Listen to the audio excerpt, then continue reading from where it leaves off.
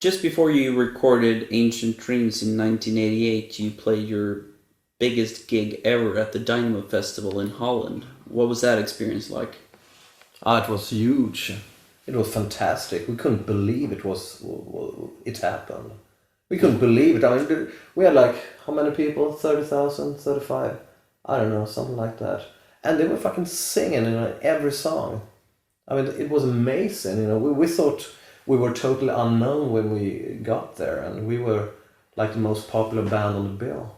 And people like, singing their lungs out, in Gallows End and Bewitched. And I remember my knees was shaking the first song during the first song because it was like a massive roar from the people. Yeah. Oh dear God!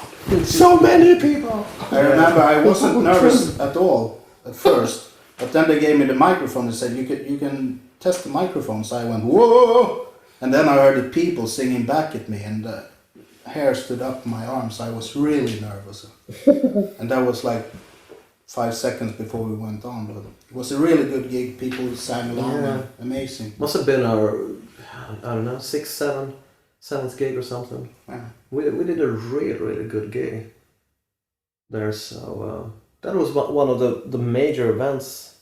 I think one of the best memories I got from the career. That was the Dynamo Festival. Yeah, It was and playing in fucking Greece great. as well. Yeah. What was that They were band? chasing us in Greece, all over the city and stuff. It was like Beatlemania, but Candlemass mania in Greece, and we had crazy Greeks everywhere. Well, the rented gear wasn't newer than 1968. That is good. Yeah, but this, I mean, the Holland gig was, then I felt that we could, do something, that we could go somewhere with a band at that point. We didn't know anything about the band, the status, if we were popular, nothing. We were up in Sweden. Sweden didn't have any hard rock bands at all. We had Europe, nothing more. No metal No scene. international bands. Now all the bands play Japan. They go to the States, England. They got a foreign record company, but we were the first band at that point to break out of Sweden. So I mean, we didn't have a clue about what we could expect from it all. Not until we went to Eindhoven and met the Dutch and the German fans. That was amazing. But I hated those fucking fries with mayonnaise. Fucking hell. I remember the satay sauce. Yeah, the satay place. Yeah, and It ruined my life. We always had a and food nightly thing. excesses In of my stomach. Eindhoven. We The all- Eindhoven. Food psychosis. We always had a food thing with Candlemass. It was like when we recorded Nightfall in the beginning, it was like the curry sauces at McDonald's. We were fighting to get those because you couldn't get them Give us curry Unless- sauce or die. unless you bought the chicken McNuggets. You couldn't get the curry sauce, and we were, please, can I have a curry sauce? And often they refused. They refused sometimes, and then we were like, oh, you Give us didn't get curry one, sauce you or didn't die. get one. Oh, you didn't get one. Oh, mine's very good.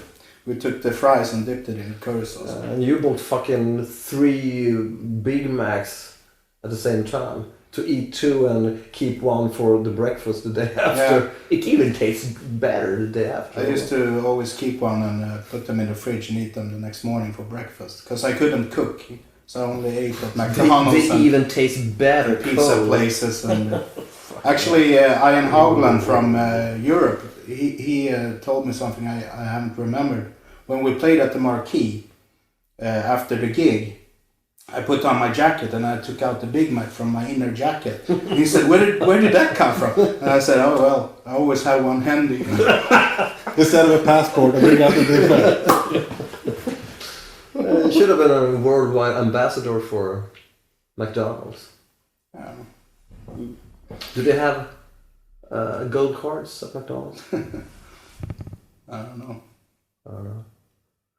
I think it was after After the Dynamo Festival, when we started to prepare for Ancient Dreams, actually. So I had a few ideas, and I think I wanted to do a fantasy record about. I was heavily into fantasy at that point, so I wanted to do a record about Dungeons and Dragons and all that crap. Crap. Yeah, I hate fantasy now. I can't stand it anymore. So no, I think I mean one of the best books ever written is Tolkien's Ring trilogy. But after that, I mean, all the fantasy is just what to say, rip-offs of Tolkien. I honestly think so. So I haven't read any good, decent fantasy after Tolkien. So he did it, and nothing's gonna beat it. So I mean, why bother really? But with Ancient Dreams, I really wanted to do a fantasy record. I even ordered a cover by a painter. So I wanted a magician, and I wanted dragons. I wanted, it's gonna be magic and stuff. And when I saw the sketch of it, it looked like crap. So it was so awful. So we had to skip that idea. And it was you actually, I think, insisted on that we should use the second painting. I think it was you. Because Thomas Coyle, I think his name was, Thomas Cole, yeah. an American painter, did 4 paintings.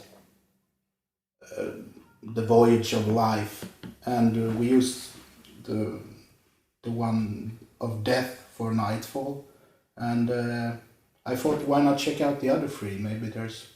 Yeah, at first I thought this youth painter was really cheesy. It was so bright, it was so light, happy almost. So I didn't want to use it, but I mean, I think it's the best one of them. It's not happy. That's Maybe, not a happy cover. no, it's more epic. It's more epic now. But I thought it was pretty cheesy at the point. But actually, I'm glad we did it. It's really nice. Really nice. But we were rushed in the studio to make an album fast. We couldn't get Limforce to record the album. He had other projects. We should have waited for him. And there was a big rush before, I think it was a Motorhead Christmas tour or something in Germany. They wanted to release the album before this tour, and so we went into cheap studio and recorded it really fast. Yeah, we took a pretty cheap studio because so we could be there, the almost entire summer.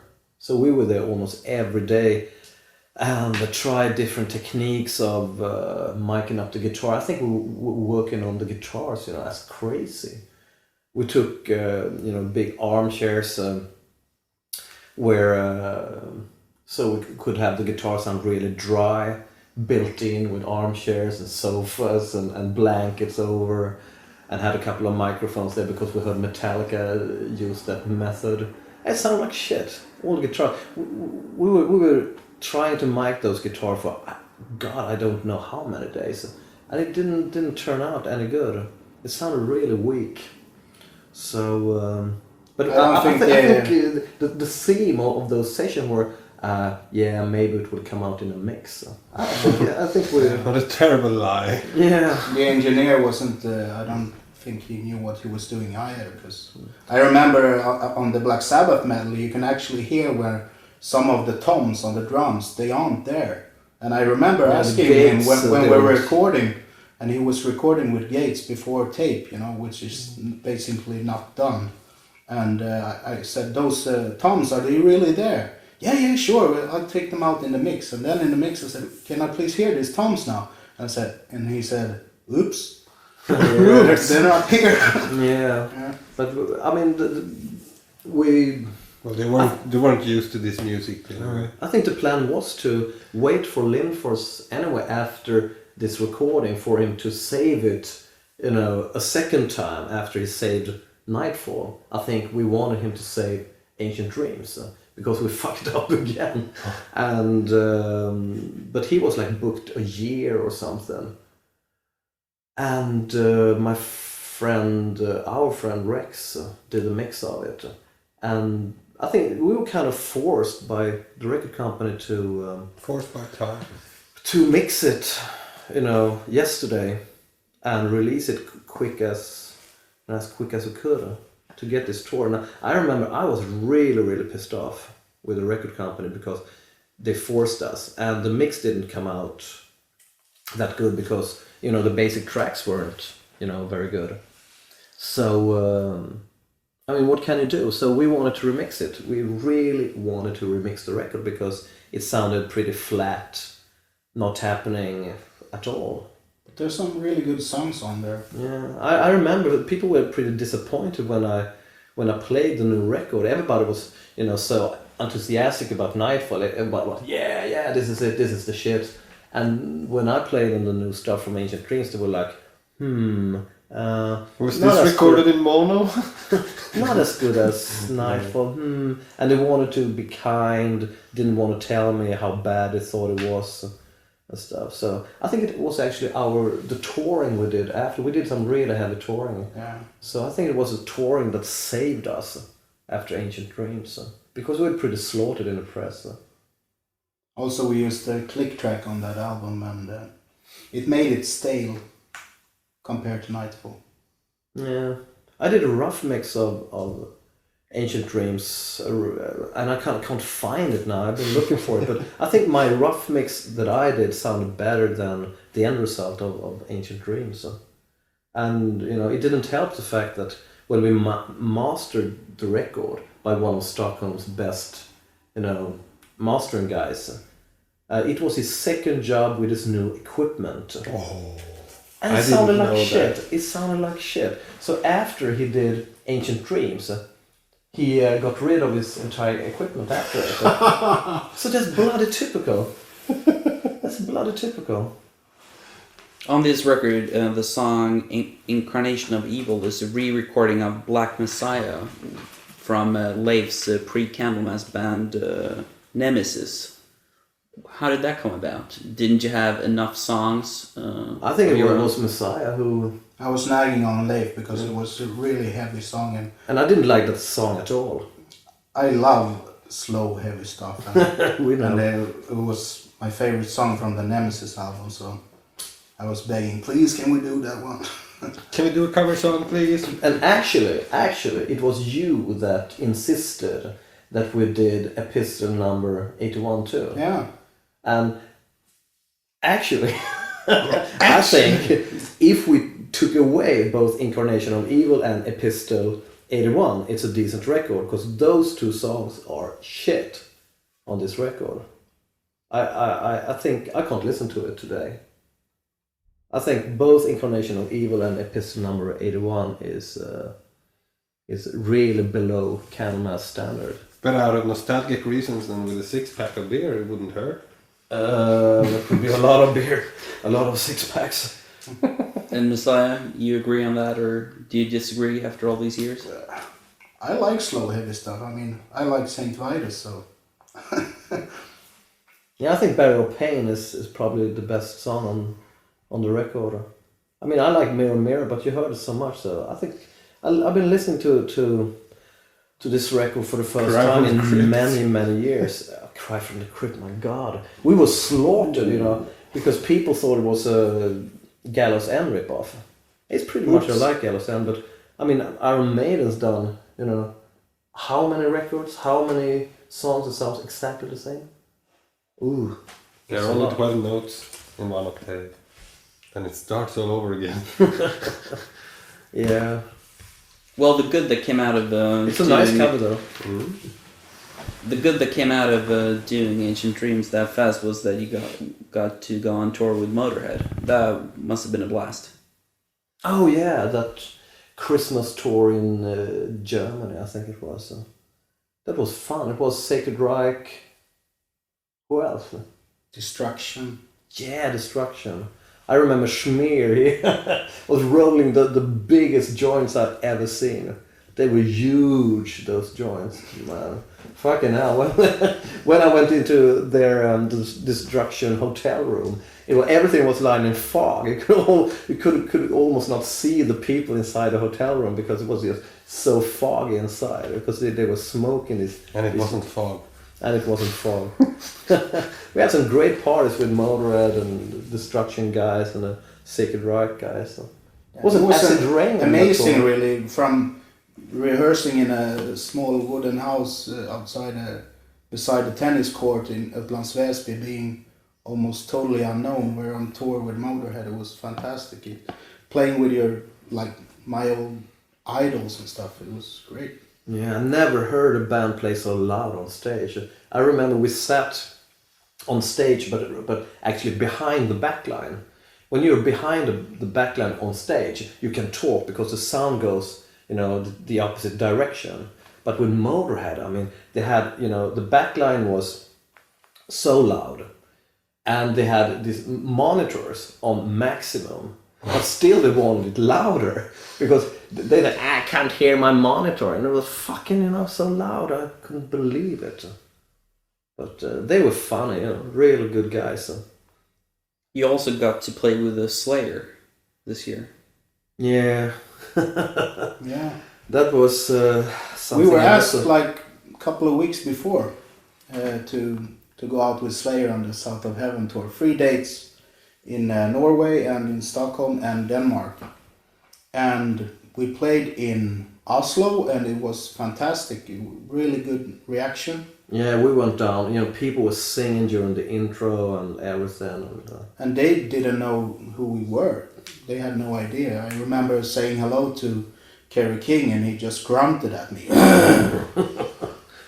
And but I like Slayer and I thought it was great, And then we played Stockholm and we hadn't played in Stockholm for a while.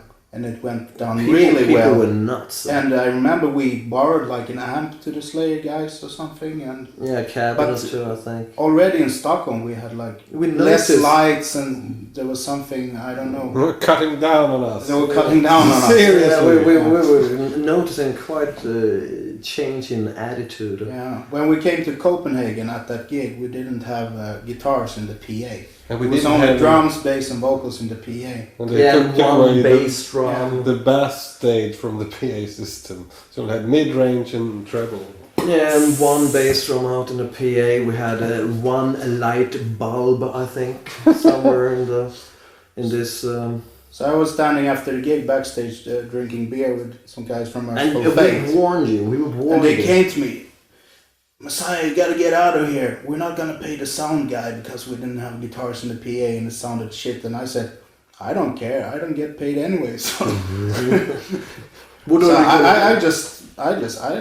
I have nothing to do with it as far as I'm concerned because hey, let's and we told you. I mean, I thought it can't be that bad. It can't be that bad. It ended up with me and Big Mike, I think his name was, the tour manager from Slayer, I think he was, and he was threatening me, and you locked I'll take your Rolex watch, You were locked inside this dressing room for 3 hours or something. And then the promoter Eric Thompson came by and heard the racket. It was turning really ugly, It was almost getting into a fight or something.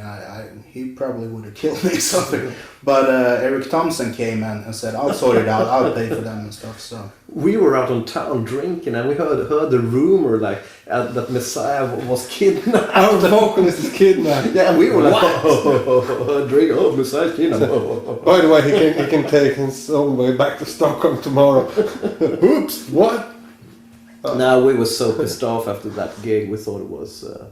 But I actually met Tom Araya a few years ago and I reminded him about this situation and he didn't know anything about it. He said that these guys did that to a couple of other bands at the same time or around those years when they used this management. And he heard it from a few other bands and he said...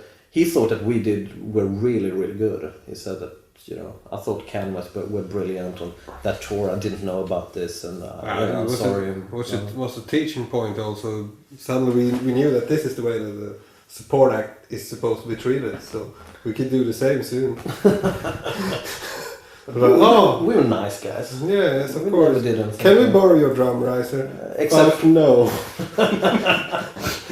at that time in Berlin when we or you threw Entombed's clothes out of the dressing room. Can't remember that. But actually, we took every chance we could get to go out and play live. We really did. As soon as we were offered anything, we went out and did it. And by doing this, we put ourselves in debt to the record company by taking out tour support after tour support. And it got us in a really bad economic situation. Really. Classic economic situation. Yeah, so we were touring like shit. I remember the first time when we toured England. I think it was under the Ancient Dream record. And the first time we went to England, and Lars, the touring pro, just came with his guitar case and was like, "Where's your clothes?" And he brought one pair of underwear, one pair of socks, in the guitar case, toothbrush in the guitar case, packed and done. And after this long boat trip, when everybody was drinking like crazy, of course, and we came to England, he just stepped into the shower with his clothes on and showered, took some soap on, and then he came out at the time like something out of the Wild West. And borrowed Messiah's hairdryer. That's the I used to have one hairdryer for every country. I had one for England, one for America. It was. This is my Albania hairdryer. I don't regret though that we did all this touring, because We had I a think blast. if we hadn't, Candlemass maybe wouldn't have made the mark that it did. But we made a lot of gigs on small clubs and stuff like that. Didn't we met Europe at the first marquee gigs we did? Yeah. In London when they recorded, what was it? The follow-up to Final Countdown. Yeah. And then the manager was so pissed off because we drank with them for a week and they were like in Abbey Road or something, and it cost a fortune that they weren't there. And I jumped on Key Marcello's arm in a trash container. He reminded me when I met him a few years back. Now they were so fucking bored in London when they recorded. They'd been there for like 2 months and they were bored shitless. So when we came over, we were knew each other from Stockholm. They thought, wow, at last something is happening in London. So we were there for like a week, having London as a base for the tour of England. We went up to Newcastle, to Birmingham, to Bristol, whatever, and we all came back to London, to this shitty Lord's hotel. Sheffield. Yeah, Sheffield. And we all came back to this really shitty hotel, Lord's, where we always stayed and had these fucking huge parties. There were like tons of au pair girls living there, and they were pretty impressed by these famous guys from Stockholm.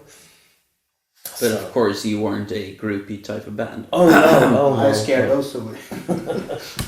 Nah, we were nice. We always were nice, but we were like pretty pissed off at the time because we always had a male audience. We were like, where are the girls? Because other bands get girls at their gig, but we weren't glam or a hair band or anything. We had 5 pretty ugly guys, from Stockholm. So we just got guys in our audience. That was pretty boring.